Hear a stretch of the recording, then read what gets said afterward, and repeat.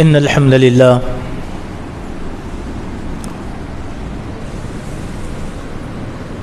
نحمده ونستعينه ونستغفره ونؤمن به ونتوكل عليه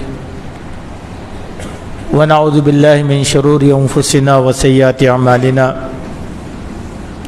من يهد الله فلا مضل له ومن يضلل فلا هادي له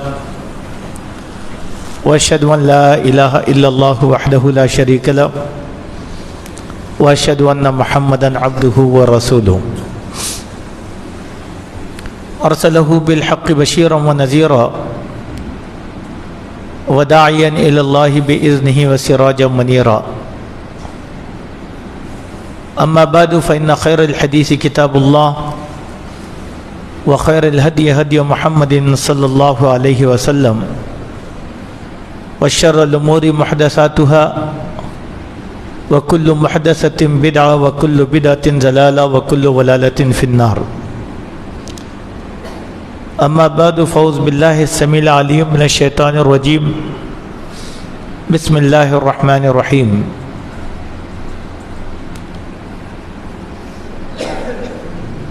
وما أرسلناك إلا رحمة للعالمين. معزز حاضرین، ہر قسم کی تعریف اللہ سبحانہ و تعالیٰ کے لیے سزاوار ہے،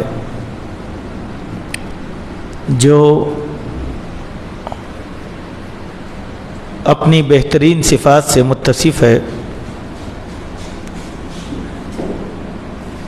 اور ہر تعریف اسی اللہ رب العالمین کے لیے لائق ہے۔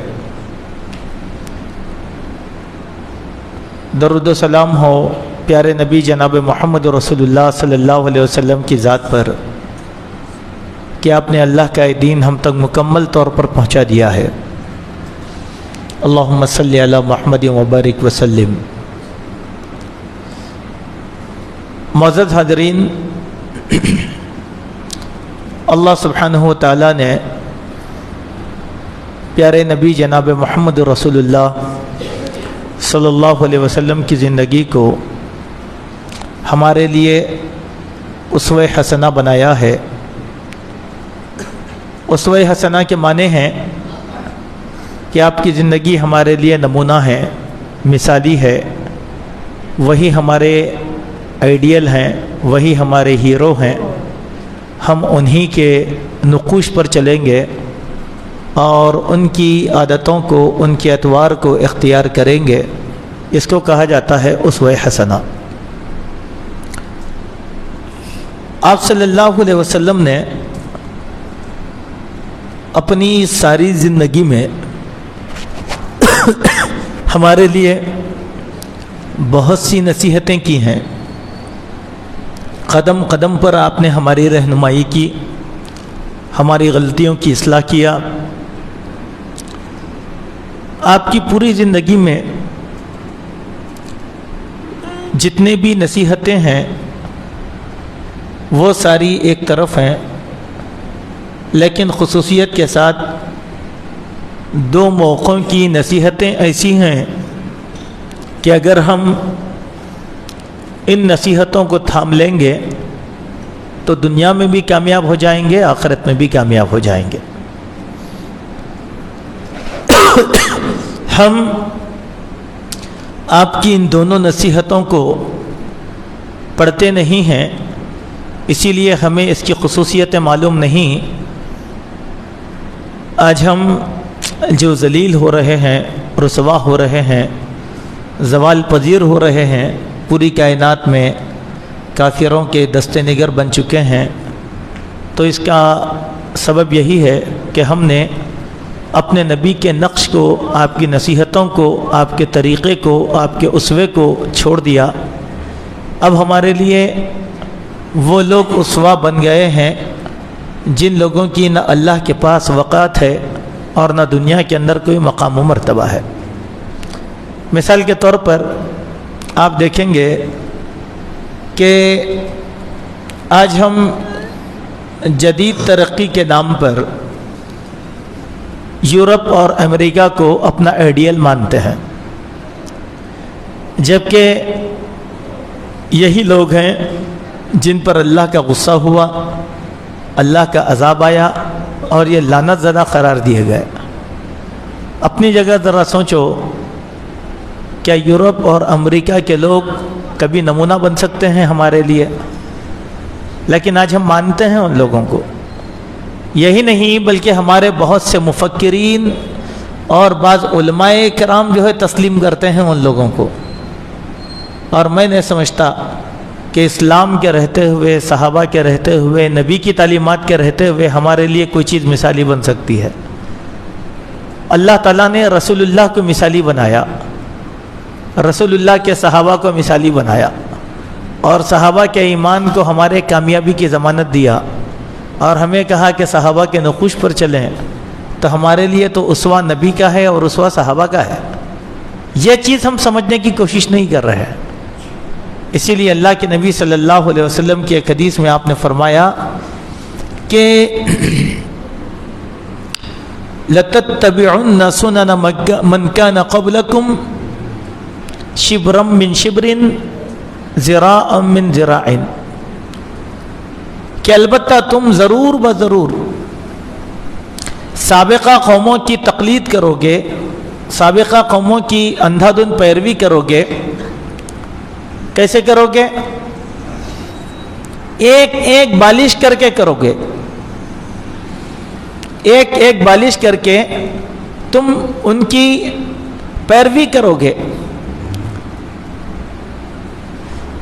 کیسے؟ لَتَرْكَبُنَّ سُنَنَ مَنْ كَانَ قَبْلَكُمْ، البتہ ضرور بضرور تم سے پہلے جو لوگ گزرے ہیں ان لوگوں کی تقلید کرو گے۔ کیسے؟ ایک ایک بالش، یعنی وہ تقلید کرنے میں ایک ایک بالش ایک۔ دوسرا پھر ذراعًا من ذراعٍ، پھر کیا کرو گے؟ ایک ایک گز کر کے آگے بڑھو گے، یعنی آہستہ آہستہ آہستہ آہستہ ان لوگوں کی پیروی کرتے ہوئے اتنا آگے بڑھو گے کہ اب تیز تیز چلنا شروع ہو جاؤ گے، حتیٰ کہ اگر اس قوم کا کوئی آدمی راستے میں کھڑے ہو کر اپنی عورت کے ساتھ بدکاری کر رہا ہوگا تو تم بھی وہ کام کرنا شروع کر دو گے۔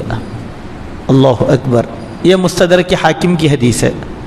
ایک اور حدیث ہے جس میں اللہ کے پیارے نبی جناب محمد رسول اللہ صلی اللہ علیہ وسلم نے فرمایا کہ تم سابقہ قوموں کی تقلید کرتے کرتے اتنا زیادہ آگے بڑھ جاؤ گے کہ اگر ان کا کوئی آدمی اندھا ہو کر گھوڑ پھوڑ کی بل میں بھی چلے جائے گا تو تم بھی وہ کام کرو گے۔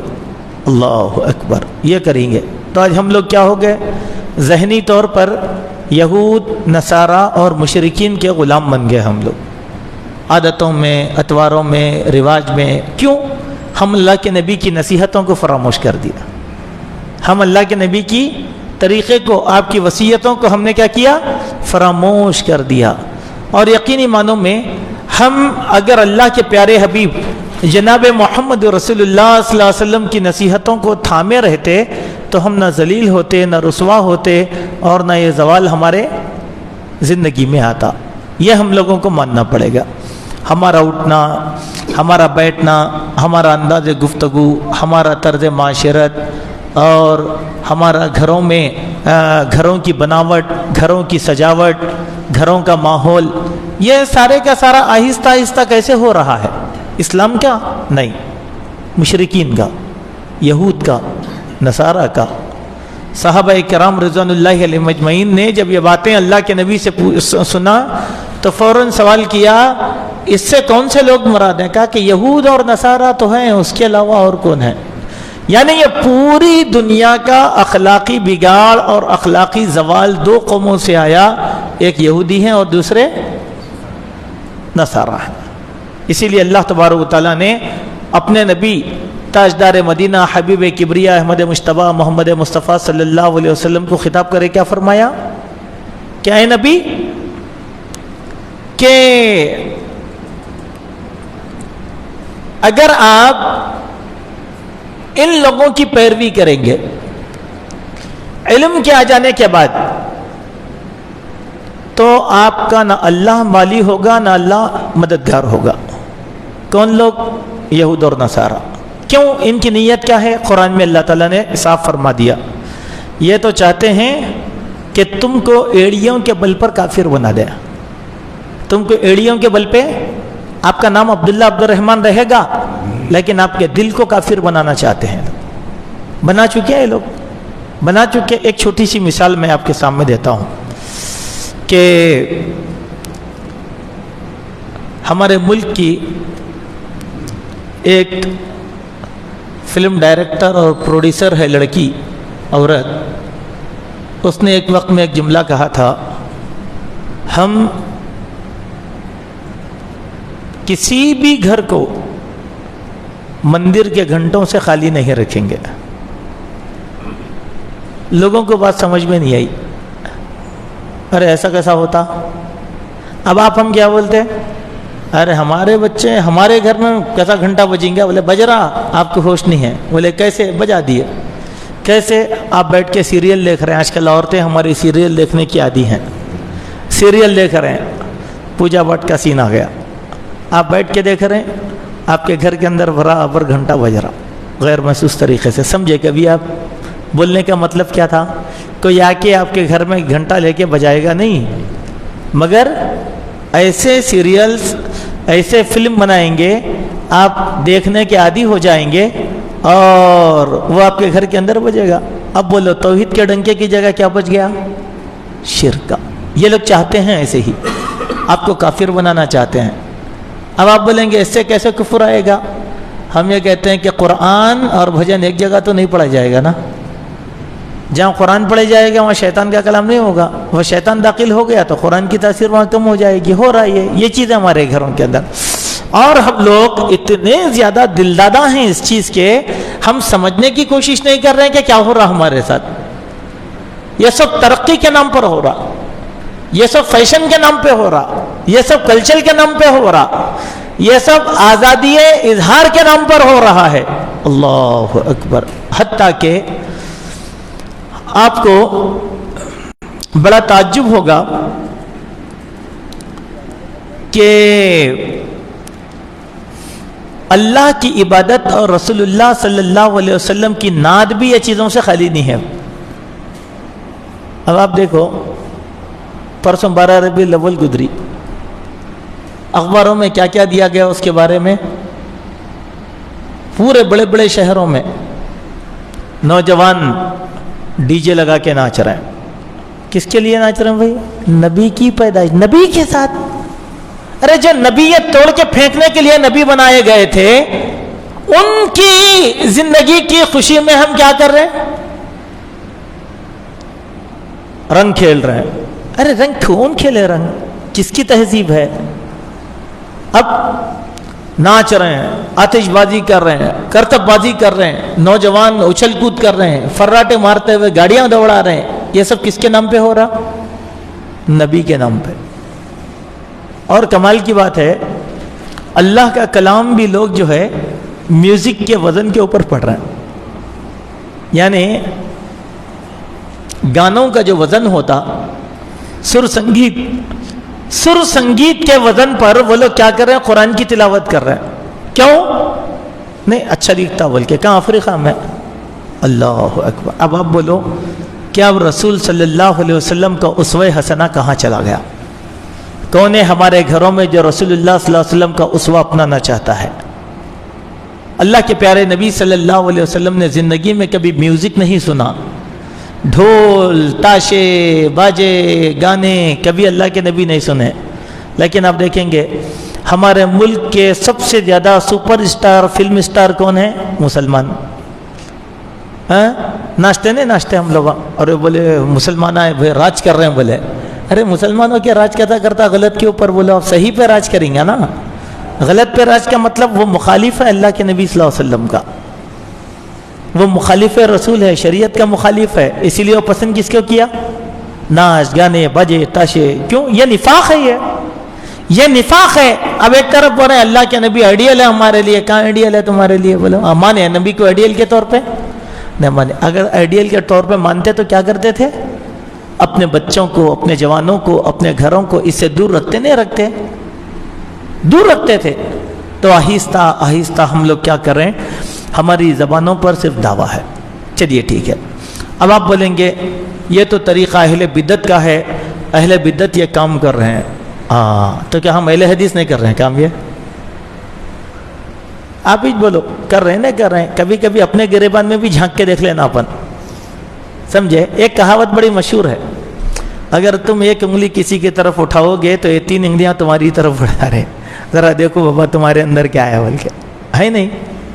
چلیے ماشاءاللہ آج جماعت مختصر ہے آج بارش کی وجہ سے، اور آپ لوگ بڑے نیک ہو گئے. آج حیدرآباد میں بارش جو ہے فجر میں پورے حیدرآباد میں پڑی، لیکن شام میں پورے امبرپیٹ میں شام سے پڑ رہی بارش لگاتار، چادر گھاٹ سے ادھر پورا ماشاءاللہ نیک لوگوں کی بستی ہو گئی.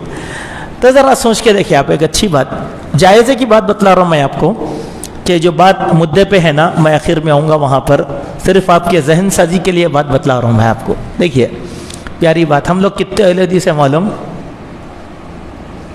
ہم سب کو معلوم ہے کہ جنت ہمارے لیے بنی ہوئی ہے، اسی لیے ہم کیا بولتے ہیں؟ جنت میں کوئی نہیں جائے گا سوائے اہل حدیث کے. سب کو یہی معلوم ہے. سمجھے؟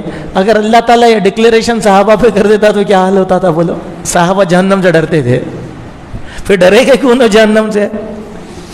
انبیاء کیوں ڈرے جہنم سے پھر؟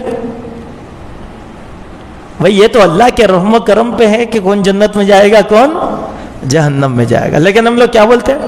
نہیں بولے جنت میں ہم ہی جائیں گے. بولے ہمارے علماء سکھا دیا ہم لوگوں کو 72 فرقے جہنم میں، 1 فرقہ جنت میں، اور وہ فرقہ اہل حدیث. یہ کون بولے؟ نہیں معلوم ہے. 1 فرقہ جنت میں جائے گا، لیکن وہ فرقے کا نام اللہ کے نبی نہیں بتائے، وہ فرقے کی ایک توجیہ بتائے. میں اور میرے صحابہ کے نقش قدم پر چلنے والا جنت میں جائیں گا. وہاں اہل حدیث بول کے ہے کیا؟ نہیں ہے، نہ سلفی ہے نہ اہل حدیث ہے. ہماری بات دوسری نکل جائے گی. اسی لیے یہ دعویٰ مت کرو آپ. عمل ہونا. کیا کہا ایک شاعر نے؟ عمل سے زندگی بنتی ہے جنت بھی جہنم بھی، یہ خاکی اپنی فطرت میں نہ نوری ہے نہ ناری ہے. عمل ہونا ہمارے پاس، عمل ہی نہیں ہے نا، دعویٰ ہے خالی. ہم لوگ کیا بول رہے ہیں؟ بس ہمیں پکے اہل حدیث بھائی، نماز ہماری دیکھو سنت کے طریقے پہ. مگر معاشرتی زندگی کیسی ہے؟ معاشرتی زندگی کیسی ہے ذرا دیکھو. گھروں کے کیا تصویر ہے ہمارے. چلیے ہماری شادیوں میں فوٹوگرافی نہیں کرتے ہم لوگ. ہماری شادی میں فوٹوگرافی ہوتی نہیں ہوتی؟ کوئی بھی دعوے سے بولو نہیں ہوتی بول کے. نہیں ہوتی. نہیں، کیمرہ میں نہ کہ فوٹوگرافی نہیں کرتا، لیکن موبائل پہ سب جنے فوٹوگرافی کرتے. فوٹوگرافی کیمرے پہ کرے تو بھی گناہ ہے، موبائل پہ کرے تو بھی گناہ ہے. فرق کیا ہے دونوں میں؟ عمل ہے تو دونوں جگہ ایک ہی چھونا نا. نمبر 1. نمبر دو کتنے نوجوان ایسے ہیں اہل حدیث نوجوان بتاؤ جو گانے نہیں سنتے ہوں گے؟ چوری چھپے سنتے نہیں سنتے؟ سنتے، برابر سنتے، برابر سنتے. پھر اسوہ حسنہ کہاں ہے بھائی؟ اسوہ حسنہ کے معنی کیا؟ گانے کیا ذری بھنک بھی کان میں نہیں پڑنا. لڑائی جھگڑا گالی گلوچ نہیں کرتے ہم لوگ. سبحان اللہ، قوم کے برابر گالیاں دینے آتا ہم لوگوں کو بھی. تھوڑا صبر کر کے دیتے لیکن برابر دیتے. ہوتا نہیں ہوتا؟ اچھا رشتہ داریاں ہیں کتنی تلخ ہے ہمارے پاس بولو؟ ہے نہیں ہے؟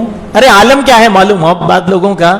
میں کبھی ہمارے ساتھیوں سے ڈسکس ہوتا تو میں آپ کو بتا رہا ہوں، بعض ایسے لوگوں کو دیکھا، میں محسوس کرا ہمارے اپنے احباب جماعت، ان کو معلوم ہے کہ میں مرنے والا ہوں.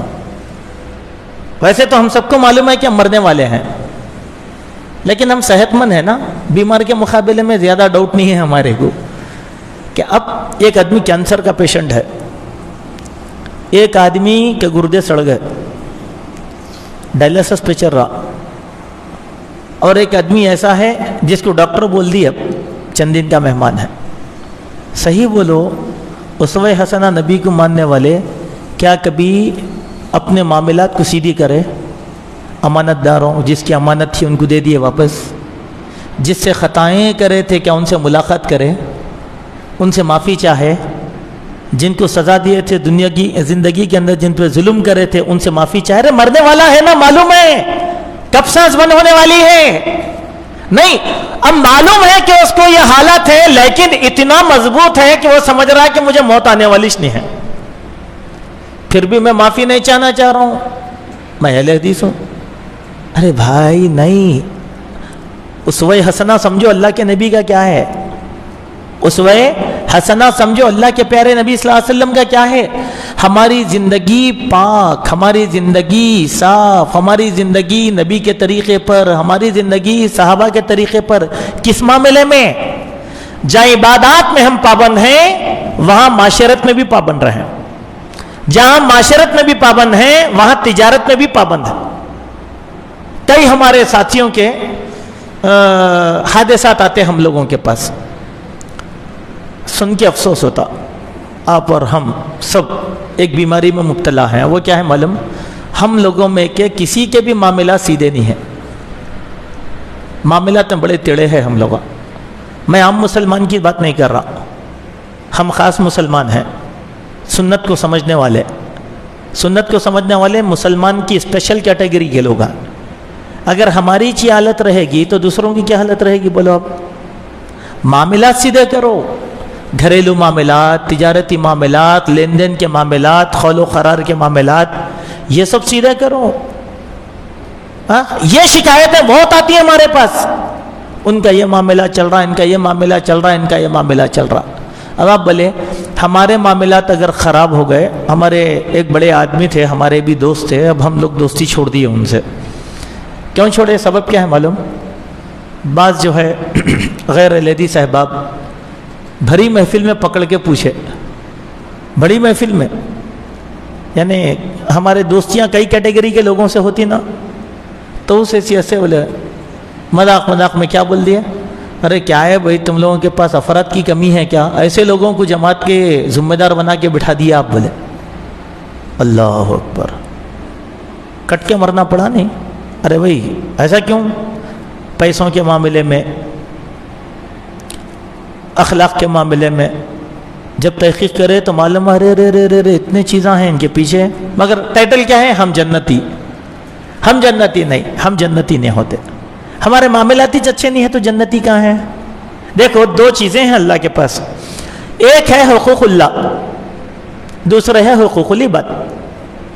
اب حقوق اللہ میں جتنے غلطیاں کرے نا، وہ ربنا آتنا فی الدنیا حسنہ وفی دعائیں کر لو معاف ہو جاتے، چونکہ اللہ کا معاملہ ہے.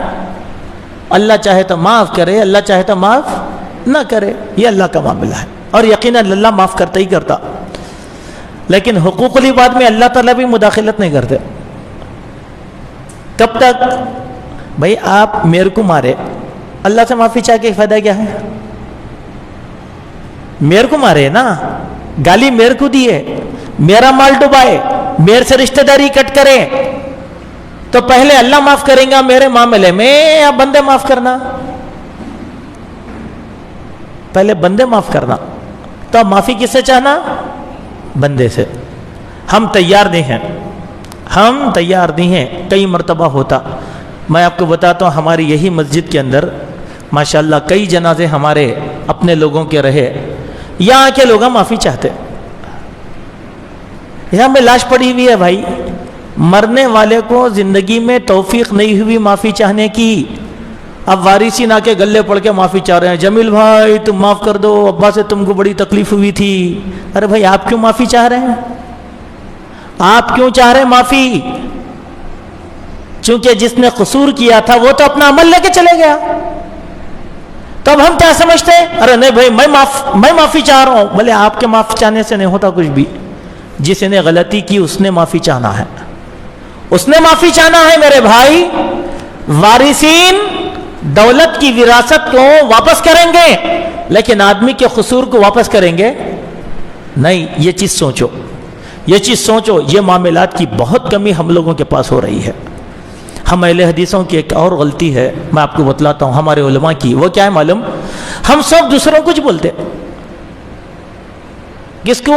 اہل بدعت ایسے ایسے ایسے سب ان کچھ بولتے. ہمارے بھائیوں کو کوئی بولتے تم ایسے ہے بول کے؟ ارے اپنے بھائیوں کو بتاؤ تم بھی ایسے کیوں ہو رہے ہیں بول کر. اللہ کے نبی صلی اللہ علیہ وسلم اپنے صحابہ کی غلطیوں کو نکال کر بیان کرتے تھے ممبر پر. ممبر پہ کھڑے ہو کے غلطیاں بولتے تھے. صحابہ کرام اپنے ماتحتوں کی غلطیوں کو ممبر پر کھڑے ہو کر بولتے تھے کہ تمہارے اندر یہ عادتیں آ رہی ہیں بول کر. اور ہم لوگ وہ چیز بولنا نہیں چاہ رہے ہیں. اسی لیے ہمارا جو مختصر سماج ہے وہ سماج کی غلطیاں اتنی ہو گئیں کہ اب لوگ کیا کر رہے ہیں, ہم کو تانا دینے کے لیے اس غلطی کو پکڑ کر ہم لوگوں کو بتا رہے تمہارے اندر کیا اچھا ہے, دیکھو جا کے ہم کو آ کے سکھا رہے ہیں. گویا ہماری دعوت کو انہیں ماننے بھی تیار. اب آئیے میں اپنی اصلی بات کی طرف آ رہا ہوں, اور یہ پوری بات میں اپنے موضوع کو سمجھانے کے لیے اتنی تمہید آپ کے سامنے بانا. دیکھیے ٹوپی ہے نا, ٹوپی حقیقت میں ٹوپی جو ہے نماز کا حصہ نہیں ہے. اب جو ٹوپی نہیں پہنتے ہو نا خوش, بولے کہ نماز میں ٹوپی ضروری نہیں ہے. کون بولے کہاں حدیث لاؤ, کہاں حدیث لاؤ, ہے تو دیکھ لیں گے بولے. اور ہمارے نوجوانوں میں عادت بہت بگڑتے یاری. بولے کہ نہیں حدیث میں ہے ہی نہیں ٹوپی پہننے کا حکم. اچھا ٹھیک ہے بھائی, تم کو کیسے معلوم کہ حدیث میں ٹوپی پہننے کا حکم نہیں ہے بول کے؟ پڑھے کیا تم؟ پڑھے؟ ابھی اللہ کا فضل ہے خالی ہندوستان میں بلا ٹوپی پہ ٹل رہی, ہندوستان میں بلا ٹوپی پہ ٹل رہی. لیکن صحابہ کی زندگی کو اگر پڑھ لی ہے تو سب جنوں کو پگڑی پہننا لازم ہو جاتا, چونکہ کوئی بھی صحابی بغیر پگڑی کے رہتا ہی نہیں تھا. اب آپ بولے ایک چیز کو تو چھوڑ دیے, دوسری کو پکڑنے کی کوشش کرے. چلو وہ میں ٹوپی نہیں پہنا, لیکن اس کے بدلے میں میں کیا کرا, پگڑی پہن لیا. سنت پہ عمل کرا نا, میں سنت پہ عمل کرا میں. تو اب ہم کیا کر رہے ہیں, ٹوپی کی چکر میں پگڑی کو بھی چھوڑ دے رہے ہیں. ایسا نہیں ہے. بات کیا ہے معلوم؟ بلا شبہ ٹوپی نماز کے احکام میں داخل نہیں ہے, لیکن مسلمان کی زینت میں ٹوپی داخل ہے. دیکھیے بات کہاں سے آتی, میں مسلمان ہوں, اس کے کچھ ظاہری چیزیں ہیں. وہ کیا ہے ظاہری چیزیں؟ میں مسلمان ہوں, اس کی ظاہری چیزیں کیا ہیں؟ چند چیزیں ہیں. وہ کیا ہے؟ نمبر 1, مسلمان ٹوپی پہنتا. پہلی چیز ٹوپی سے مسلمان کی زینت.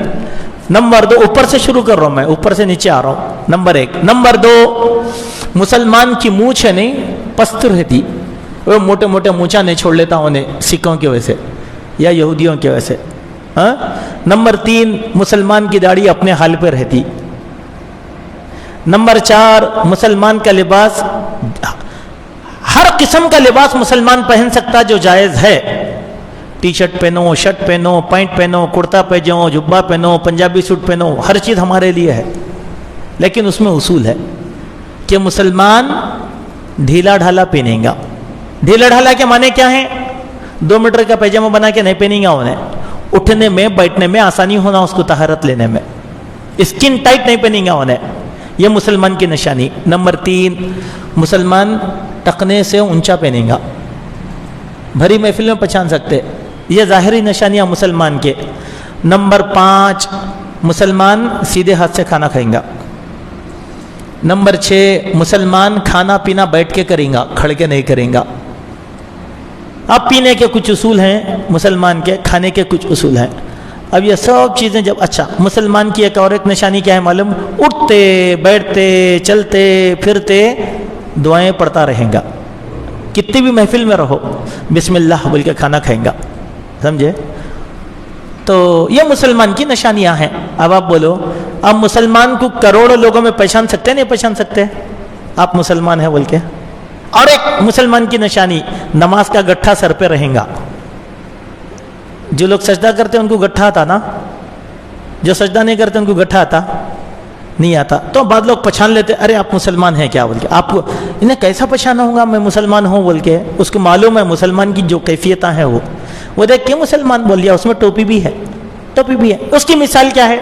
ماشاءاللہ آپ لوگ سب جو ہے شادیوں میں جاتے, عورتیں بھی جاتے, مرد حضرات بھی جاتے. تو شادی میں جانے کے واسطے ہم لوگ کیا کرتے؟ اچھے کپڑے پہنتے نا. اچھے کپڑے بولتے پوری ڈریسنگ سر سے لے کے تالو سے لے کے تلوے تک اچھی کرتے نہیں کرتے؟ ایسا تو نہیں ہے باہر سے آ گئے آپ جلدی جلدی کپڑے بدل لیے, دوسرے کپڑے پہن لیے, بھاگ گئے, ہوتا نہیں. پہلے کیا کرتے؟ باہر سے آئے, شادی میں جانا ہے میرے کو, پانی نہ آتے, کم سے کم منہ ہاتھ دھوتے, اپنے بالوں کی صفائی کراتے. بعض لوگ جا کے حجام کے پاس اپنے بالوں کی سیٹنگ بھی کرا کے آتے. بولے کیوں بھائی؟ میں دعوت میں جا رہا ہوں. بولے دعوت میں جا رہا ہوں. پیسے ہے تو کیا کرتے؟ پیسے والا رہا تو حجام کے پاس جا کے فیشنگ بھی کرا لے کے آ جاتا. کیوں؟ پیسے ہے اس کے پاس, اچھا دکھنا میں لوگ. حالانکہ آپ کے نہیں جانے سے دعوت میں کچھ اثر پڑے گا؟ نہیں پڑے گا. لیکن آپ کرتے نہیں کرتے. اس کے بعد آپ کیا کریں؟ شیروانی پہنے. شیروانی کے ساتھ آپ کیا کریں؟ لا محالہ شیروانی پہننے والا سفید پیجامہ پہنتا, چونکہ وہ شیروانی کا حصہ ہے. جب شیروانی پہن لیے تو آپ کیا کرتے؟ یا تو سلیم شاہی جوتا پہنتے شیروانی کے موافق, یا تو جوتا پہنتے. کبھی آپ دیکھیں کسی عقل مند کو شیروانی پہن کے ہوائی چپل پہن کے دعوت میں گیا بول کے؟ کیوں؟ شیروانی کی جو خوبصورتی ہے نا, زیب و زینت, اس کی زیب و زینت آپ پوری کر رہے ہیں. اسی طریقے سے آپ کوٹ پینٹ پہن لیے. کوٹ پینٹ پہنے تو کیا کرتے بھائی آپ؟ سوٹ پورا پہن لیے. سوٹ پہننے کے بعد ٹائی بھی لگا لیتے. آپ لگاتے نہیں لگاتے؟ ٹائی لگا لیتے. سوٹ کے پورے تقاضے پورے کر رہے نہیں کر رہے ہیں آپ؟ 4 جنوں سے پوچھتے گھر میں کیسا دکھ رہا ہوں بول کے, اچھا ہے وہ تو آپ گھر سے باہر جاتے. سبحان اللہ, جب اللہ کے سامنے آ گئے تو پورے مسلمان نہیں بنتے. یہ کہاں کا انصاف ہے؟ بولو کیا کرتے ہیں؟ بولے ہمارے نوجوان مسجد کو آ کے ان کو مسجد کی ٹوپی یاد آتی, جیب میں ٹوپی رکھنا نہیں معلوم. دیکھو وائلٹ ہے نہیں, میں جیب میں وائلٹ رکھا, ہر کوئی رکھتا. دیکھو یہ وائلٹ ہے میری. کیا یہ وائلٹ زندگی کا حصہ ہے؟ میں رکھا کیوں؟ اس میں ضرورت کے سامان پورے آگے بول کے رکھا. یہ وائلٹ کو میرے پاس جگہ ہے, یہ پین کو میرے پاس جگہ ہے, یہ موبائل کو میرے جیب میں جگہ ہے. ایک چھوٹی کپڑے کے ٹکڑا ٹوپی کے واسطے میرے جیب میں جگہ نہیں ہے. اللہ, وہاں پوری شریعت یاد آ رہی. کیا بول کے؟ نہیں وہ حصہ نہیں ہوتا اسلام کا. بولے اب آج لوگ منطقی بحث کرتے ہیں ہمارے سے. بولتے کون سی ٹوپی پہننا سنت ہے مول صاحب؟ بول دو. تاشقند کی ٹوپی پہننا, رامپوری ٹوپی پہننا, جنہ کیپ پہننا, آخر کون سی ٹوپی پہننا بولو ذرا. ارے میرے اللہ کے بندے, تو ٹوپی پہن, چاہے کون سی ٹوپی ہو, ٹوپی پہن. کیوں؟ ٹوپی مسلمان کی زینت ہے. کافر کی نشانی یہ ہے کہ کافر ٹوپی نہیں پہنتا, مسلمان ٹوپی پہنتا. یہودیوں میں ہم میں فرق کیا ہے معلوم؟ یہودی کیا کرتا معلوم؟ چھوٹی ٹوپی پہنتا. کیسی؟ ہر یہودی ٹوپی پہنتا, معلوم ہے آپ کو؟ اوریجنل پیور یہودی ٹوپی پہنتا, مگر اس کی ٹوپی کیسی رہتی معلوم؟ پورے سر کو نہیں ڈھانکتی, تشتری رہتی نا, تشتری کی ویسی ٹوپی یا اتنی رکھ لیتا ہوں بس, مگر پابندی کے ساتھ پہنتا ہوں. سبحان اللہ, ان کی مخالفت میں ہم کو اتنی ٹوپی پہننا ہے پیشانی سے یہاں تک. بہت سی روایتیں ہیں. اب آئیے آپ کو بہت سی روایتیں ہیں جس سے معلوم ہوتا ہے ٹوپی پہننا بھی نبی کی سنت ہے, صحابہ کا طریقہ ہے, مسلمان کی زینت ہے. یہ آپ کو نہیں معلوم چونکہ آپ پڑھے نہیں, خالی سن لیے. اسی لیے میرے بھائیوں, میں آپ کو جو بات سمجھانا چاہتا ہوں وہ بات یہ ہے کہ اللہ کے پیارے حبیب جناب محمد رسول اللہ صلی اللہ علیہ وسلم کو اسوہ بناؤ تو ہم کامیاب ہوں گے. اور یقین مانو صحابہ بے لوث اپنے نبی کو چاہتے تھے تو اللہ تعالیٰ نے کبھی اپنے صحابہ کو ذلیل نہیں کیا. بے لوث اپنے نبی کی ہر بات پر عمل کیا کرتے تھے, اللہ تعالیٰ نے ان کو سرخرو کر دیا. کرنا کچھ بھی نہیں ہے, جتنا نبی بولے اس کو ہی فالو کر لینا ہے, ہمارے پاس کامیابی. اب لوگ کیا بولتے ہیں معلوم؟ کسرت کر کے جم. بولے کیوں؟ باڈی بلڈر بننا ہے. بولے کیوں؟ آج کل جگہ جگہ مسلمانوں پہ ظلم و ستم عام ہو رہا بھائی, لہذا اپنے دفاع کے لیے اپن کو باڈی بلڈر بننا ہے. کچھ بھی نہیں ہوتا, کچھ بھی نہیں ہوتا. اگر آپ روزانہ 100 کلو گوشت کھا کے باڈی بلڈنگ بھی اگر کر لیے نا, کچھ بھی فائدہ نہیں ہے آپ کو. کیوں؟ جسم کی توانائی فتح کے لیے ضروری نہیں ہے. یہ جو ہے نا دل کا ٹکڑا, انہیں مضبوط ہونا. کتنے لوگ ہیں بولو حضرت علی کے بارے میں کیا بولتے؟ حضرت علی کے بارے میں کیا بولتے؟ ہاں, حضرت علی کیسے تھے معلوم؟ باڈی بلڈر نہیں تھے. حضرت علی دبلے پتلے چھریرے تھے, مگر جگر دل مضبوط تھا. یہ مضبوط ہونا. اب یہ کیسے مضبوط ہوتا؟ یہ کیسے مضبوط ہوتا؟ یہ اللہ اور اس کے رسول کی محبت سے مضبوط ہوتا ہے. جب یہ مضبوط ہو گیا نا, کائنات کی کوئی طاقت تمہارے سامنے ٹک نہیں سکتی. اب پورے صحابہ کی سیرت پڑھ لو, 1 لاکھ صحابہ کی. کتنے؟ 1 لاکھ صحابہ کی سیرت پڑھو. کوئی بھی صحابی اپنا جسم بنانے محنت نہیں کرا, اپنا ایمان بنانے محنت کرا. معلوم ہے؟ آج لوگ دیکھو اخباروں میں فوٹوਆਂ ڈالتے ہیں، فلاں جگہ مسلمان دہشت گرد پکڑے گئے، بولے کیا ملا؟ یہ ملا، یہ ملا، یہ ملا، یہ ملا، یہ ملا، یہ اللہ جانے ملا کہ نہیں ملا. سمجھے؟ دنیا کو یش معلوم ہے اس سے کام ہوتا نہیں، اس سے نہیں ہوتا کام. کسی بھی مسلمان کا ایمان ہتھیار پہ ہو ہی نہیں سکتا. مسلمان کا ایمان اس کے ایمان کے اوپر ہوتا ہے، بھروسہ. اسی لیے اقبال رحمۃ اللہ علیہ نے کہا تھا کہ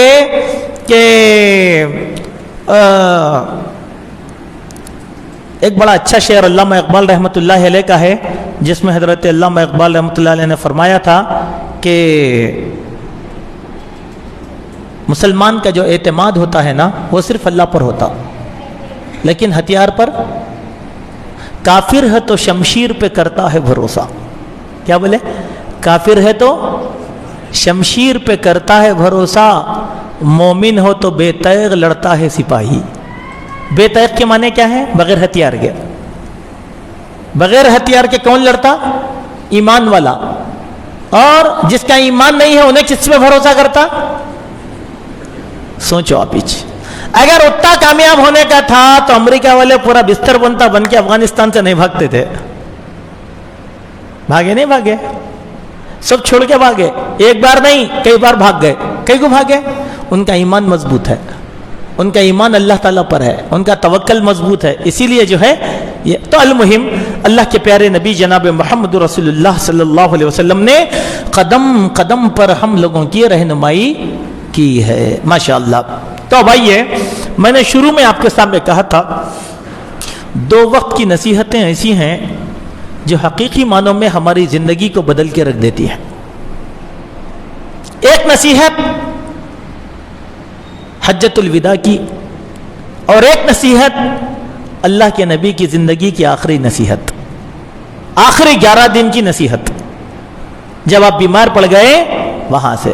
اب سیرت کا مہینہ چل رہا ہمارے پاس، سب لوگ جو ہے میلاد النبی منا رہے ہیں، تو ہم لوگ جو ہے اس کو ایک صحیح سمت دے کر لوگوں کو سمجھانے کی کوشش کریں.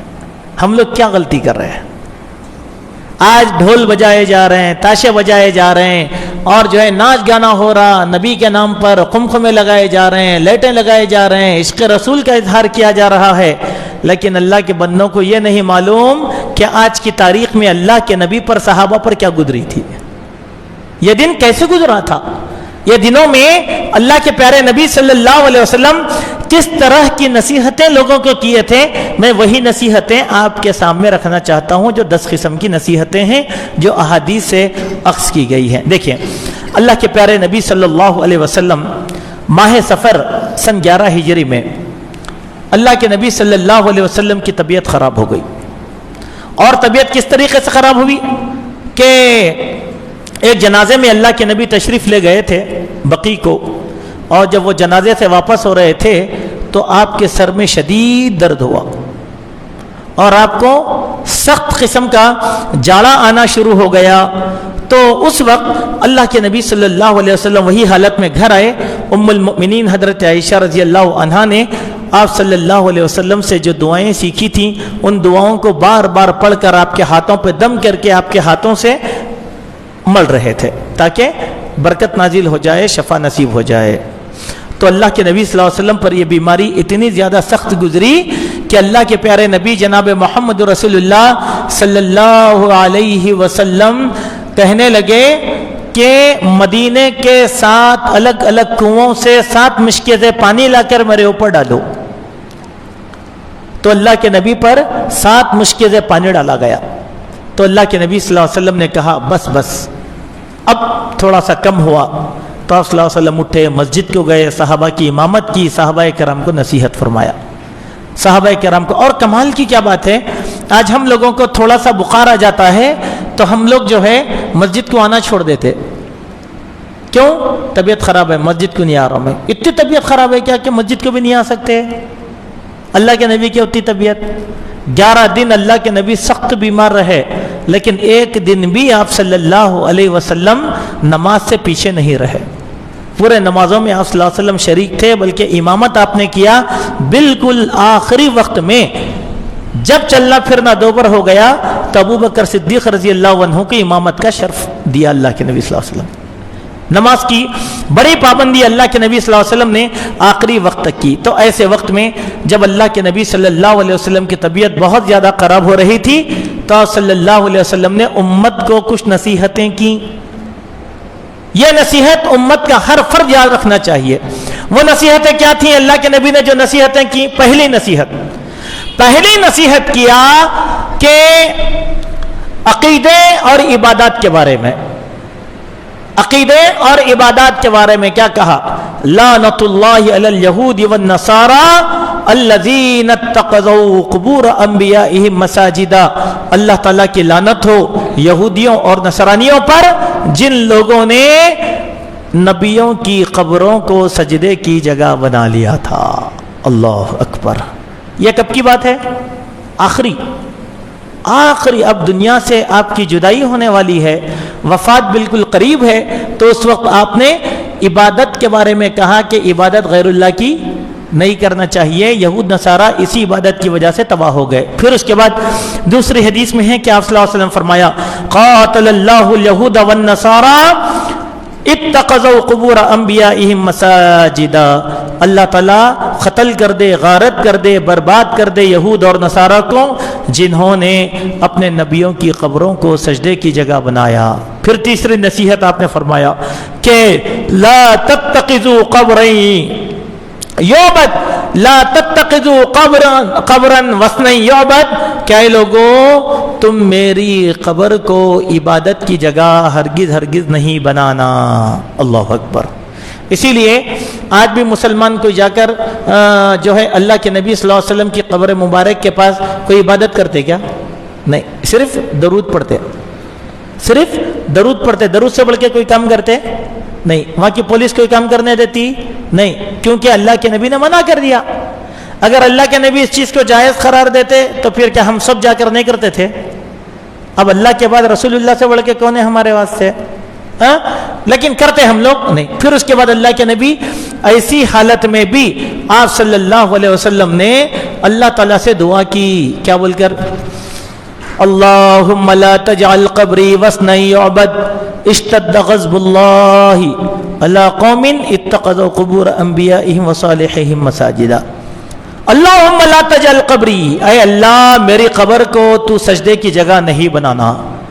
جن لوگوں نے اپنے نبیوں کی قبر کو سجدے کی جگہ بنایا ان پر اللہ کی لعنت نازل ہوئی، اللہ ناراض ہوا. سبحان اللہ.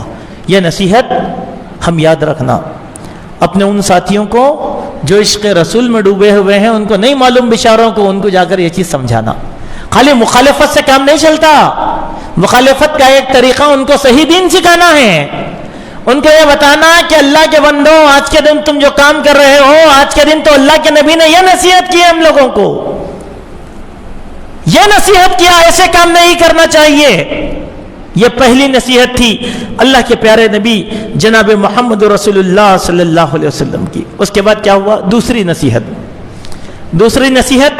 اللہ کے نبی صلی اللہ علیہ وسلم کی یہ تھی کہ آپ صلی اللہ علیہ وسلم لوگوں میں حاضر ہوئے اور لوگوں میں حاضر ہو کر کہا اے لوگوں، بشری تقاضوں کے تحت ہو سکتا ہے کسی نہ کسی پر کوئی ظلم و ستم ہوا ہوگا. قیامت کے دن تم اللہ کے سامنے مجھ سے بدلہ نہیں لینا. اگر میں نے کسی پر ناحق ظلم کیا ہے یا کسی پر مارا ہے تو وہ آج آئے اور مجھ سے بدلہ لے لے. سبحان اللہ. کتنی پیاری بات ہے. دیکھو کتنی پیاری بات ہے کہ کسی پر ظلم و زیادتی ہوئی تو میں ہوں، اب آؤ اور مجھ سے بدلہ لے لو. اگر میں نے کسی کو مارا ہے تو مجھ کو بھی مارو. اگر میں نے کسی کو کی عزت ریزی کی ہے تو وہ بھی آ کر مجھ سے عزت ریزی کر سکتا ہے، اجازت ہے اس کو. اللہ کے نبی صلی اللہ علیہ وسلم فرمایا من کنت جلدت له ظہرا فہذا ظہری فلیستقد منہ. اگر میں نے کسی کی پیٹھ پر مارا ہوگا تو میری پیٹھ حاضر ہے، میری پیٹھ سے بدلہ لے لے. پھر اس کے بعد فرمایا وَمَن كُنْتُ شَتَمْتُ لَهُ عِرْضًا فَهَذَا عِرْضِي فَلْيَسْتَقِدُّ مِنْهُ. دیکھو اگر میں نے کسی کی آبرو ریزی کی ہے تو میں سامنے ہوں، تم آؤ، جیسے میں نے کہا تھا تم برابر الفاظ کا بدلہ لے سکتے ہو.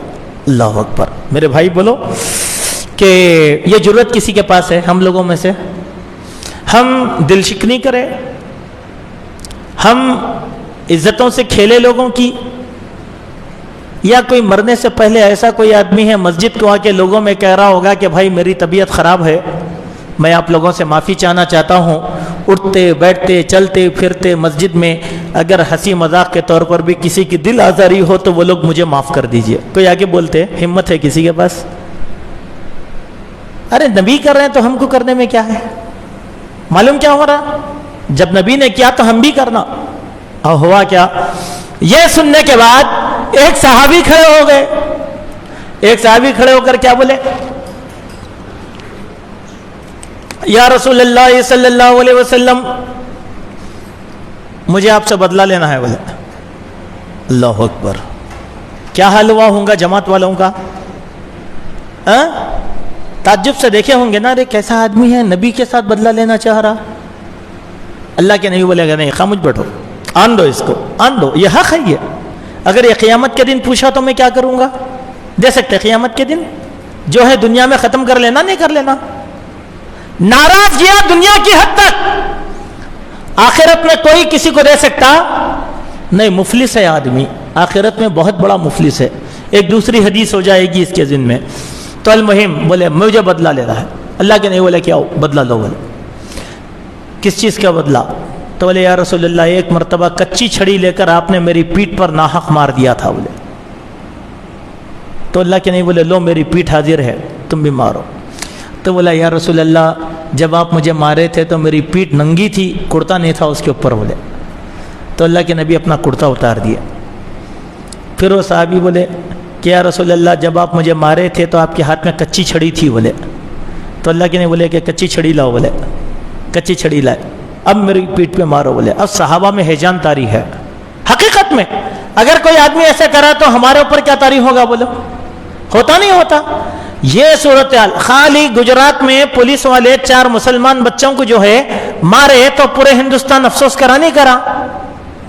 ارے یہ تو قوم کے قائد، رہنما، رہبر، رحمت للعالمین، سید المرسلین، شافع محشر، اتنے بزرگ و برتر نبی کے ساتھ ایک صحابی بدلہ لینا چاہ رہے ہیں تو کیا عالم ہوں گا بتلائیے آپ. وہ صحابی لپک کر کیا کرے؟ اللہ کے نبی سے چمٹ گئے.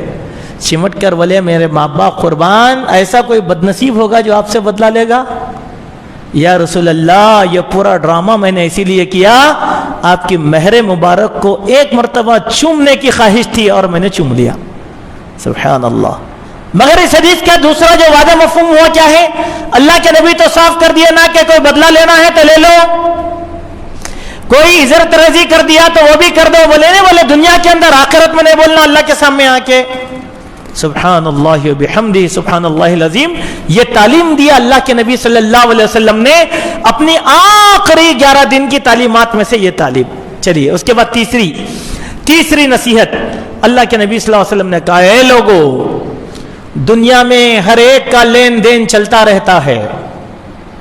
دنیا میں ہر ایک کا لین دین چلتا رہتا ہے، بشری تقاضا ہے. لیکن قیامت کے دن میری پکڑ نہیں پکڑنا. اگر میں تم میں سے کسی کا قرضہ باقی ہوں تو وہ اٹھے اور اپنا حصہ مانگ لے. بولے میں دے دوں گا. تو ایک صحابی اٹھ کر بولے کہ یا رسول اللہ آپ مجھے 3 درہم باقی ہیں. 3 درہم باقی ہیں. تو اللہ کے نبی صلی اللہ علیہ وسلم فضل بن عباس سے بولے اے فضل ان کو 3 درہم لوٹا دو. 3 درہم لوٹا دو. اب ہمارا کیا حال ہے؟ ہمارا جنازہ جا رہا، لوگ بول رہے ہیں ارے مر گیا، بہت لوگوں کا قرضہ باقی تھا. بھائی میں دل کی بات بول رہا ہوں، میں آپ کو میں دل کی بات بول رہا ہوں. کیا بولتے معلوم؟ یہاں کھڑے ہو کے بھائی کسی کا قرضہ باقی ہے مرحوم تو ہم وارثین اس کے ذمہ دار ہیں، آپ ہم سے لے لیں. بولتے نہیں بولتے؟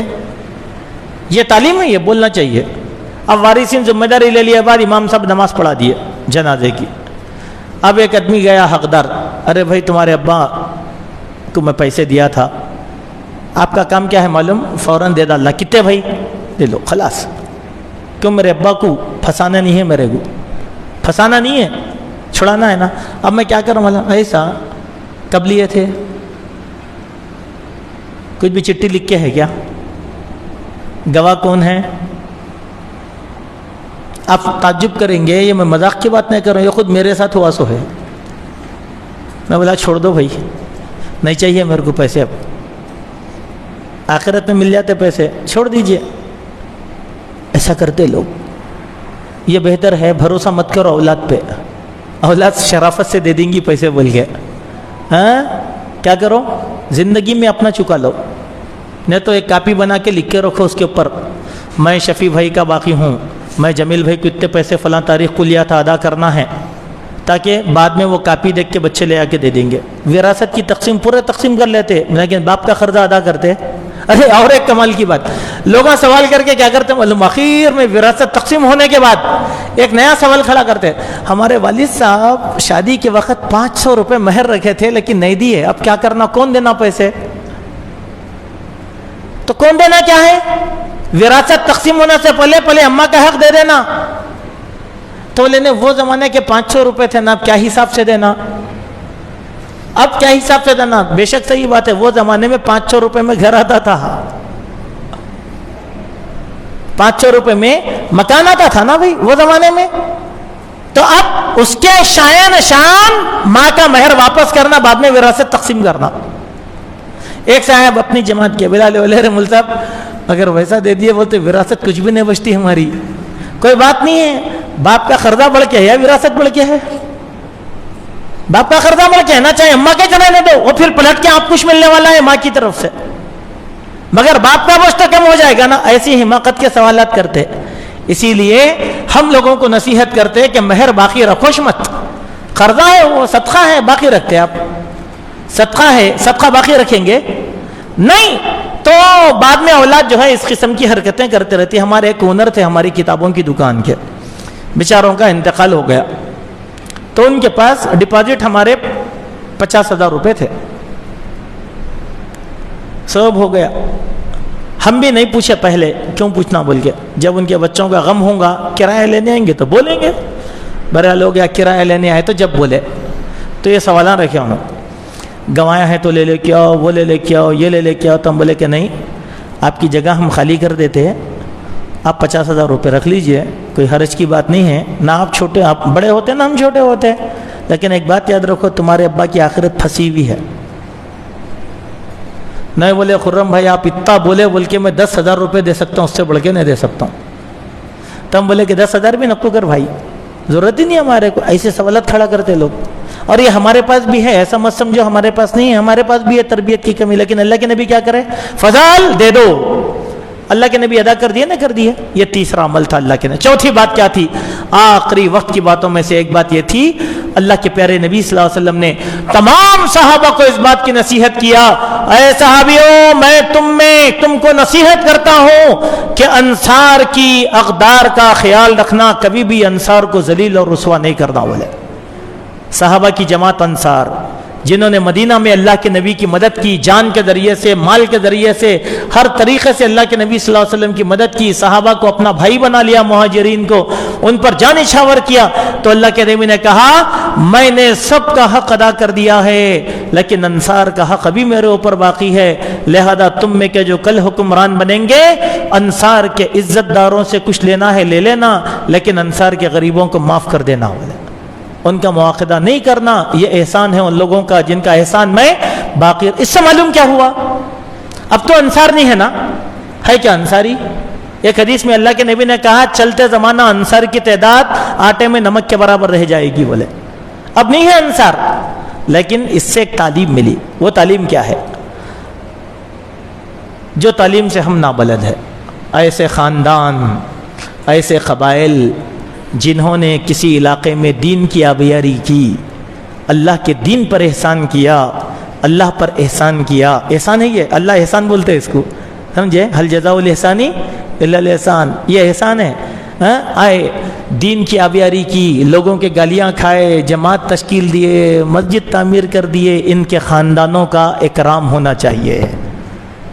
اگر یہ اکرام نہیں ہوتا تو اللہ کے نبی انصار کے ساتھ کیا بولتے تھے؟ چلو کر لیے, بدلہ مل گیا, بولتے تھے نہیں؟ مگر صحابہ خیال کرے نہ کرے انصار کا, خلفائے راشدین انصار کا پاس و لحاظ رکھے نہ رکھے. اب آپ بولو ایک مثال موٹی, جس عقل میں آنے والی مثال. ہماری یہ مسجد ہے ماشاءاللہ, 50 سال پہلے کوئی سوچا تھا یہ مسجد بنیں گی بول کے؟ کوئی نے سوچا تھا.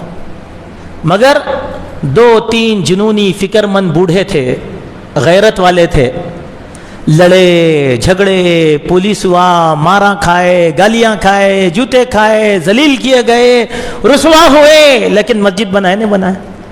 آج ہماری یہ 4 منزلہ مسجد بنانا کوئی کمال کی بات نہیں ہے, مگر جس زمانے میں فاؤنڈیشن ڈالنا چاہیے تھا وہ انقلاب کا زمانہ تھا, وہ جہاد کا زمانہ تھا.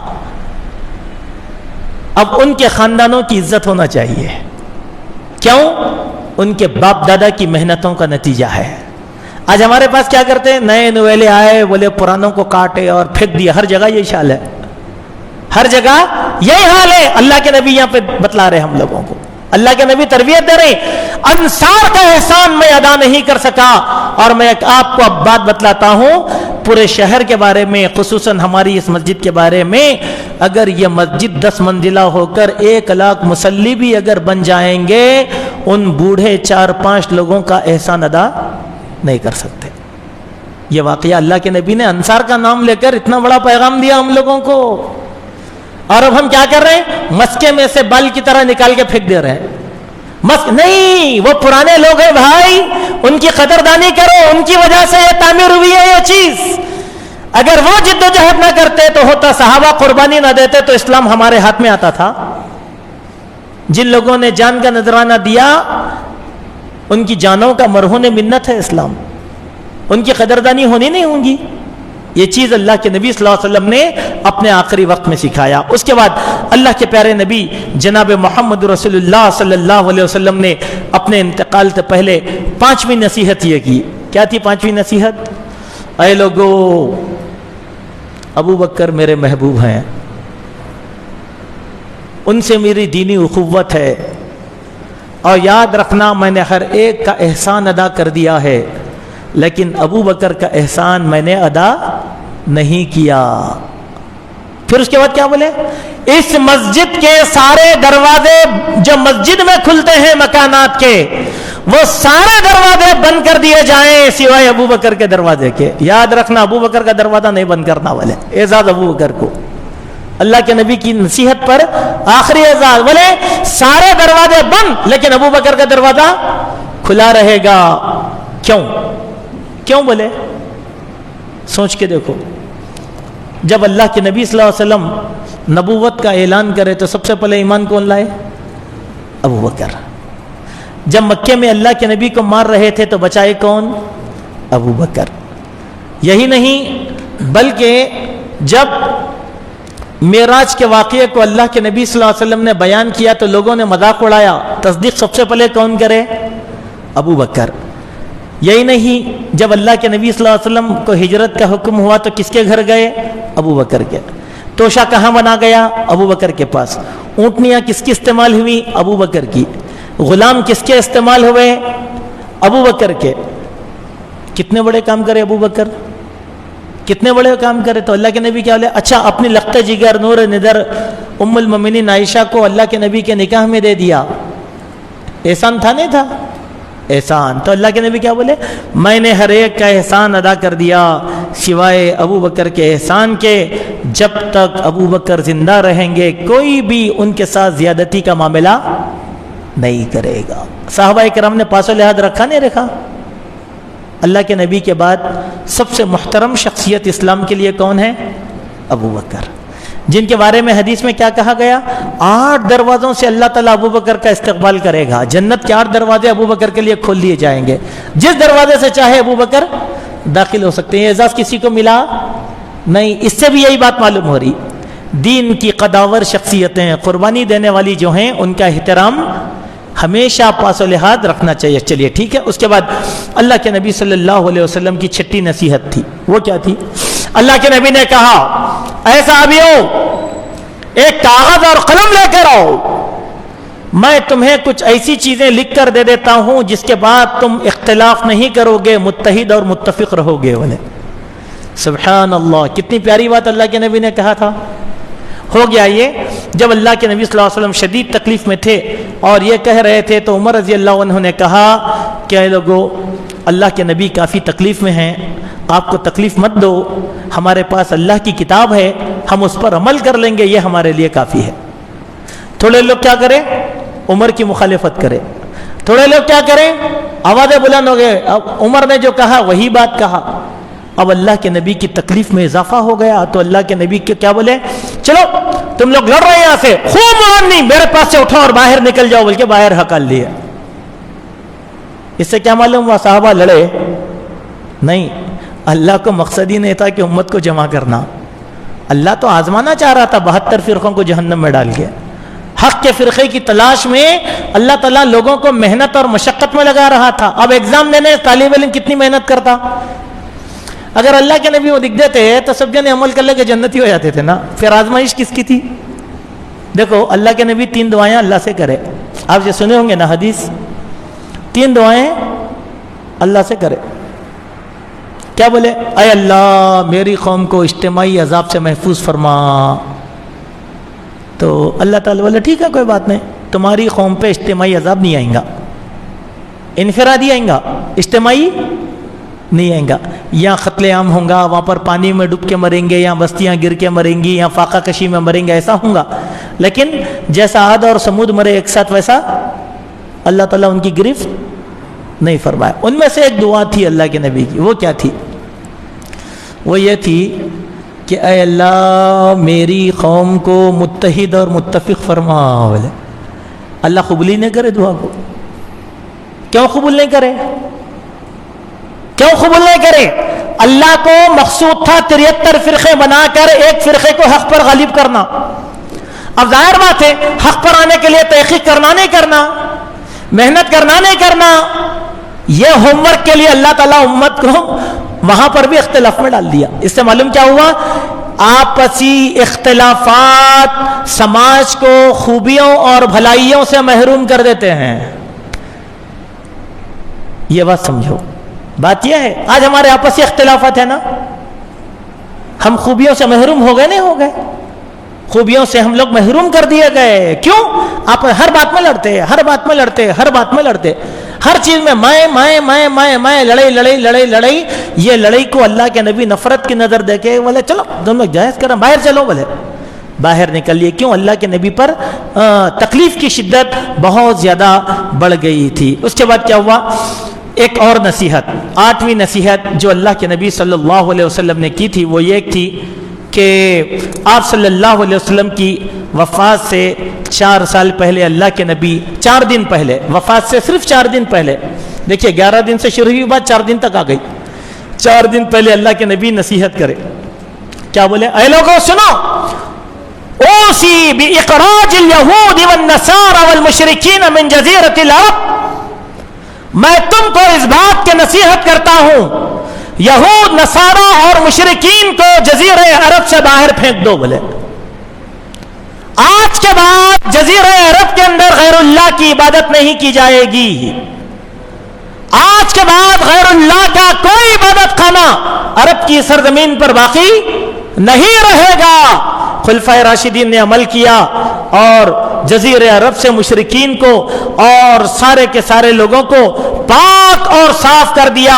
پھر اس کے بعد اللہ کے نبی نے صحابہ کو وصیت کی, وَأَوْصِي بِإِجَابَةِ الْوُفُودِ بِنَحْوِ مَا كَانَ يُجِيزُهُمْ. یاد رکھنا میرے بعد حکومتوں کا آنا جانا شروع ہو جائے گا, وفود کا.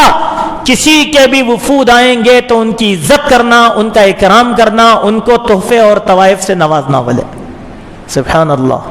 ہماری مسجد کو اگر کوئی غیر مسلم آیا نا, اس کو تحفے دینا, دل لبھانے والے تحفے. یہ اللہ کے نبی کا حکم ہے, یہ اللہ کے نبی کا حکم ہے. ہم کیا کرتے معلوم, غیر مسلم آیا خالی قرآن ہاتھ میں تھما دیتے, لے کے چلے. اچھا ہے بھائی, دینا اس کا حق ہے, قرآن کے ساتھ بھی کچھ چیزاں دینا. اس کی دنیاوی زندگی کے سامان بھی دینا جو اس کو پسند ہے، گھر میں استعمال ہوتے یا ذات کے لیے استعمال ہوتے، سمجھے؟ تو انہیں کیا ہوتا؟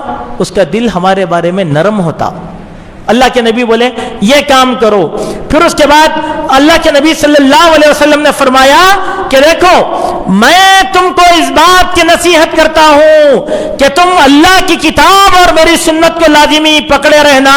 پھر فرمایا کہ لشکر اسامہ کو میں نے تیار کیا ہے، حضرت اسامہ کو سپہ سالار اور ان کے لشکر کو برقرار رکھنا۔ پھر آپ صلی اللہ علیہ وسلم نے فرمایا کہ اپنے غلام اور لونڈیوں کا خیال کرنا۔ پھر آپ نے کہا کہ نمازوں کا خیال کرنا۔ یہ کب کی نصیحت ہے؟ 4 دن پہلے کی۔ چلیے ٹھیک ہے، یہ نصیحت پر ہم تھوڑا سا دیکھیں گے۔ آج کے عرب لوگ اس وصیت کو پامال کرے نہیں کرے؟ بھائی ان کا احسان ہے امت مسلمہ پہ، ہم مانتے، اس کا انکار نہیں ہے۔ جو اچھا کرے اچھا ہے، جو غلط کرے وہ غلط رہے گا نا۔ ہم اچھے کو اچھا بولیں گے تو غلط کو غلط بھی بولیں گے۔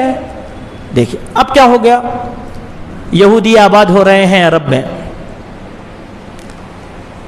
مشرکین کی عبادت گاہیں بنانے کی اجازت بھی دے رہے ہیں عرب لوگ، آزادی فکر کے نام پر۔ اب کیا یہ اللہ کے نبی صلی اللہ علیہ وسلم کی وصیت کی پامالی نہیں ہے؟ اچھا کوئی بولنے تیار نہیں ہے، کیوں؟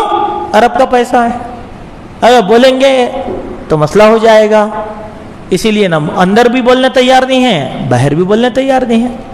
اب اگر کوئی انسان اگر بول دیا تو بولے کہ دیکھ رہے ہیں عربوں کے مخالف اخوانی ہیں، لوگ بولتے ہیں، ہمارے اہل حدیث بولتے ہیں، ہاں میرے کو بھی اخوانی بولتے ہیں اہل حدیث حضرات، ماشاء اللہ ہمارے مدنی عالمہ ہی بول دیے خرم بھائی اخوانی ہو گئے بول کے۔ کیوں بولے؟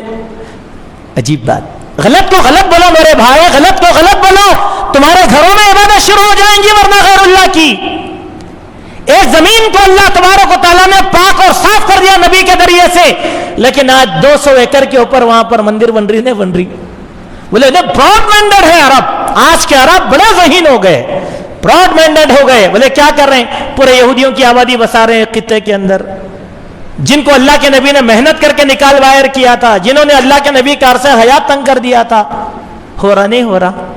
نمبر 1۔ نمبر 2، چلیے گفٹ لینا دینا اس میں تو آج بھی وہ لوگ کوئی مقابلہ نہیں کر سکتا وہ لوگوں کا، لیکن تیسری چیز اللہ کی کتاب اور سنت رسول اللہ کو ہم سب چھوڑ دی ہے، تو نبی کی آخری وصیت پہ عمل کر رہے ہیں ہم لوگ؟ نہیں کر رہے ہیں ہم لوگ۔ پھر اللہ کے نبی غلاموں، خادموں اور لونڈیوں کا حق بتائے، کوئی دیتا حق؟ پامال کر رہے نہیں کر رہے؟ ہم اللہ کے نبی کی نصیحتوں کی مخالفت کر رہے نہیں کر رہے؟ برابر کر رہے ہیں ہم لوگ، حالانکہ اللہ کے نبی اپنی وفات سے 4 دن پہلے یہ نصیحتیں بیان فرمائے۔ اس کے بعد دیکھیں اس تفصیل کے بعد ایک اور 8ویں نصیحت اللہ کے نبی صلی اللہ علیہ وسلم کی یہ تھی کہ حضرت فاطمہ الزہرا رضی اللہ عنہا کو اللہ کے نبی بلا کر اللہ کے نبی سرگوشی کرے، تو حضرت فاطمہ رونا شروع کر دیے۔ پھر اللہ کے نبی ان کو قریب کر کے ان کے کان میں کچھ بولے تو حضرت فاطمہ مسکرانا شروع کر دیے۔ اللہ کے نبی کا انتقال ہو گیا۔ حضرت عائشہ بیان فرماتی ہیں کہ ہم بعد میں جو ہے اللہ کے نبی صلی اللہ علیہ وسلم کے اس عمل کے بارے میں حضرت فاطمہ سے پوچھے کہ تم ہنسیں کیوں اور تم روئے کیوں؟ تو حضرت فاطمہ رضی اللہ عنہا نے کہا کہ میرے والد نے میرے کان میں یہ کہا تھا، بیٹے غم مت کر، یہ جو بیماری ہے نا اسی بیماری میں میری وفات ہونے والی ہے۔ تو میری آنکھوں سے آنسو نکل گئے۔ پھر میرے والد نے مجھ کو قریب کر کے فرمایا، بیٹے غم مت کر، یہ پوری امت میں قیامت کے دن سب سے پہلے مجھ سے ملاقات کرنے والی تو رہے گی۔ تو میری مسکراہٹ نکل گئی، میری مسکراہٹ واضح ہو گئی، یہی بات تھی اور کچھ نہیں۔ اس کے بعد اللہ کے نبی صلی اللہ علیہ وسلم نے حضرت فاطمہ الزہرا سے کہا کہ بِأَنَّهَا سَيِّدَةُ النِّسَاء، کہ قیامت کی سرداروں میں سے عورتوں کی سردار حضرت فاطمہ رضی اللہ عنہا رہنے والی ہیں۔ یہ ایک نصیحت اللہ کے نبی کی تھی۔ اس کے بعد اللہ کے نبی صلی اللہ علیہ وسلم نے حضرت حسن اور حسین کے بارے میں نصیحت کیا کہ ان کی عزت کرنا، ان کا اکرام کرنا، ان کو کوئی غضب نہیں پہنچانا۔ لیکن یہ امت مسلمہ کا کیا ہو گیا؟ دین کے دشمنوں نے نہ حسن کو چھوڑا نہ حسین کو چھوڑا۔ حسن کو بھی قتل کر دیا زہر دے کر، حسین کو بھی شہید کر دیا۔ اللہ اکبر، اہل بیت کی توہین کی نہیں، یہ لوگ زندگی بھر ماتم کرتے رہیں گے، آہو بکا کرتے رہیں گے، ان کے مقدر میں لعنت اللہ تعالیٰ نے لکھ دیا، چونکہ انہوں نے اہل بیت الاطہار کی توہین کر دی۔ اب نبی کی نصیحتوں پر جب امت عمل نہیں کرے گی تو اس امت کے اوپر کیا اللہ کا رحم نازل ہوگا؟ نہ اللہ کا رحم ہوگا نہ اللہ کا کرم ہوگا۔ آخری اور 10ویں نصیحت جو اللہ کے پیارے نبی جناب محمد رسول اللہ صلی اللہ علیہ وسلم نے فرمائی وہ یہ کہا کہ اے عائشہ اس یہودن نے جو زہر دیا تھا اس کے اثر سے میرا گلا کٹے کٹے جا رہا ہے، رگیں کٹ رہی ہیں میری۔ ایک بکری میں یہودن زہر ملا کے اللہ کے نبی کو دے دی تھی، وہ زہر کا اثر شروع ہو گیا اللہ کے نبی صلی اللہ علیہ وسلم پر اور آپ کی رگیں کٹی جا رہی تھی، اور حضرت عائشہ رضی اللہ عنہا کو اللہ کے نبی پوری تکلیف بیان کر رہے تھے، تو اس تکلیف میں اللہ کے نبی صلی اللہ علیہ وسلم فرمایا الصلاۃ الصلاۃ وما ملکت ایمانکم، اے لوگو نماز کو قائم کرو، نماز کو قائم کرو اور تمہارے ماتحت رہنے والے خادموں کے حقوق کی حفاظت کرو۔ یہ آخری نصیحت اللہ کے نبی کی، آخری دن کی، آخری لمحے کی آخری نصیحت۔ حضرت عائشہ کہتی ہیں اللہ کے نبی کا ہاتھ ایسا اٹھا ہوا تھا اور آپ صلی اللہ علیہ وسلم کا چہرے مبارک اور آپ کا سر مبارک میری گود میں تھا، میرے سینے سے میں نے لگائے رکھا تھا، آپ کے ہاتھ اٹھے ہوئے تھے۔ اللہ کے نبی کہہ رہے تھے کہ الصلاۃ الصلاۃ وما ملکت ایمانکم، پھر اس کے بعد آپ نے کہا لا الہ الا اللہ اللہم الحقنی بالرفیق الاعلی اللہم رفیق الاعلی۔ اللہ کے نبی کی زبان سے یہ کلمات نکلے، اچانک اللہ کے نبی صلی اللہ علیہ وسلم کا دست مبارک ٹھنڈا ہو گیا اور زمین پر گر گیا۔ اس سے پہلے آپ نے کہا ان للموت لسکرات، کہ یقیناً موت کے لیے اللہ تعالیٰ نے مشقتیں اور سختیاں رکھا ہے۔ یہ سختی نبی کریم صلی اللہ علیہ وسلم پر طاری ہو گئی۔ اس کے بعد اللہ کے نبی صلی اللہ علیہ وسلم اللہ تعالیٰ سے دعا کرنے لگے، کہا مع الذین انعمت علیہم، اے اللہ میرا شمار نبیوں میں کر لے جن پر تو نے انعام کیا، من النبیین والصدیقین والشہداء، صدیقوں میں شہداء میں میرا شمار کر لے، صالحین میں میں شمار کر لے۔ اللہم اغفر لی، اے اللہ تو میری بخشش فرما، ورحمنی، اے اللہ مجھ پر رحم کر، بالرفیق الاعلی، اللہم الرفیق الاعلی، اے بلند والا پروردگار، اے بلند والا دوست، تو مجھ کو اپنی رحمت میں بلا لے۔ اللہ کے نبی کا ہاتھ چھوٹ گیا۔ حضرت عائشہ رضی اللہ عنہا کہتی ہیں کہ یہ واقعہ 12 ربیع الاول سن 11 ہجری کو پیش آیا۔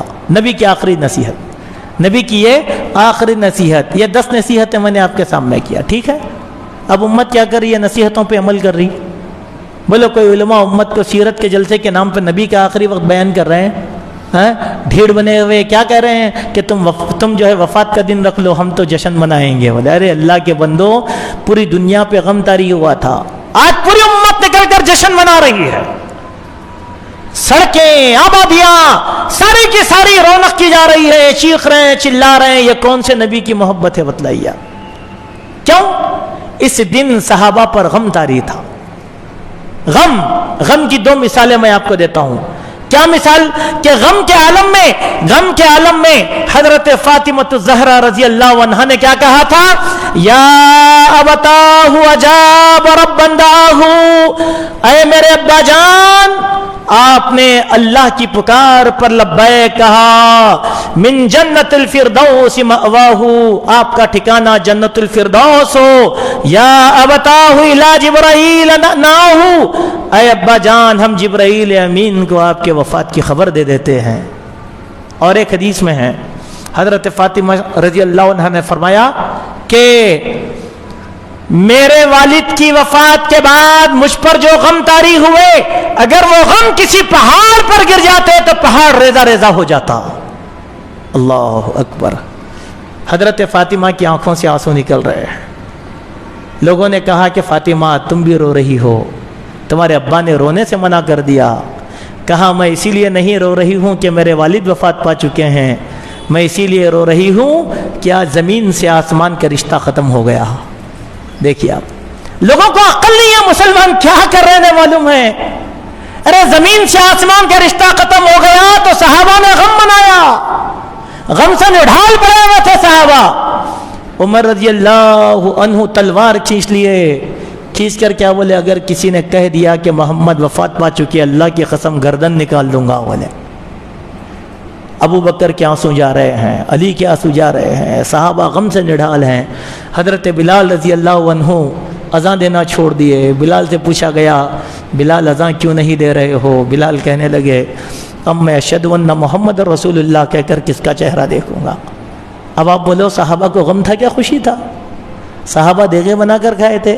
کیا کر رہی ہے قوم کو نہیں معلوم، کیا کر رہے ہیں قوم کو نہیں معلوم ہے۔ گمراہی پر قوم متحد ہو رہی ہے، جمع ہو رہی ہے، پھر بھی اللہ تعالیٰ بعض علماء کو توفیق دیا، ان لوگوں نے کچھ نعرہ لگایا، کسی حد تک کچھ لوگ قابو میں آئے، لیکن اکثریت تیر کمان سے نکل گیا۔ اس کا تو وبال ان لوگوں کو بھگتنا پڑے گا جو اللہ کے نبی کی سری مخالفت کر رہے۔ اسی لیے میرے بھائیوں اس موضوع پر میں نے اتنی دیر آپ کے سامنے لب کشائی اسی لیے کیا کہ ہم مخالفت برائے مخالفت کرنے کے ان لوگوں کو دلائل کی روشنی میں سمجھاؤ کہ آج کے حالات کیا تھے۔ 12 ربیع الاول کی صورتحال مدینہ منورہ میں کیا تھی، صحابہ کے دلوں پر کس قسم کی باتیں گزری۔ اللہ کے نبی کا انتقال ہو گیا تو صحابہ کرام مدینہ چھوڑ کر دوسرے علاقوں میں آباد ہونے کو ترجیح دیے۔ کیوں؟ وہ اللہ کے نبی کی محبت میں اب مدینہ میں نہیں رہ سکتے تھے۔ چلتے پھرتے اٹھتے پڑھتے جن چہروں نے اللہ کے نبی کو دیکھا تھا اب وہ چہرہ ان کو نظر نہیں آ رہا تھا۔ کوئی بغداد چلے گئے، کوئی عراق چلے گئے، کوئی مصر چلے گئے، کوئی رشیا چلے گئے تبلیغ کی غرض سے، کوئی کہاں کہاں چلے گئے۔ جو بچے تھے ان کو ابو بکر صدیق اور عمر رضی اللہ عنہ نے مدینے میں روک کر رکھا تھا تاکہ اسلامی انقلاب کا یہاں سے آغاز ہوگا تو ان لوگوں کی خدمات حاصل کی جائیں۔ المہم یہ کچھ تفصیلات تھیں جس کو میں نے آپ کے سامنے رکھنے کی کوشش کیا ہے۔ ان دلائل کو آپ اپنے ذہنوں میں رکھیں اور جو ہے ان دلائل کو اپنے اڑوس پڑوس دوست اور ساتھیوں میں سمجھانے کی کوشش کریں۔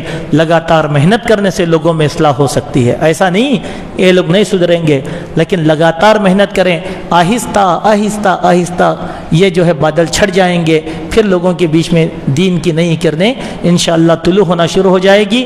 اللہ تبارک و تعالیٰ سے دعا ہے اللہ سبحانہ و تعالیٰ ہم سب کو حسن عمل کی توفیق عطا فرمائیں۔ اللہ جب تک زندہ رکھے اسلام پر رکھے جب ہمارا خاتمہ ہو ایمان پر ہو۔ دوسری بات یہ ہے کہ آج کا جو مضمون ہم نے آپ کے سامنے پڑھا ہے یا اس کے متعلق جو بیان کیا ہے یہ صرف آدھا تھا یہ، اور اوپر کا حصہ وقت کی وجہ سے میں نے کم کر دیا ہے، کسی وقت آپ کے سامنے رکھیں گے۔ لیکن پچھلے جمعہ بھی جو جمعہ گزرا اس کے منصف اخبار میں پورا مضمون شائع ہوا ہے، آپ لوگ جو ہے اس کو حاصل کیجئے، اس کی زیراست کروائیے اور بعض نادان لوگوں کو آپ دینے کی کوشش کیجئے۔ اللہ تعالی ہم سب کو توفیق عطا فرمائے۔ اقول قولی ھذا استغفر اللہ من کل ذنب واتوب الیہ۔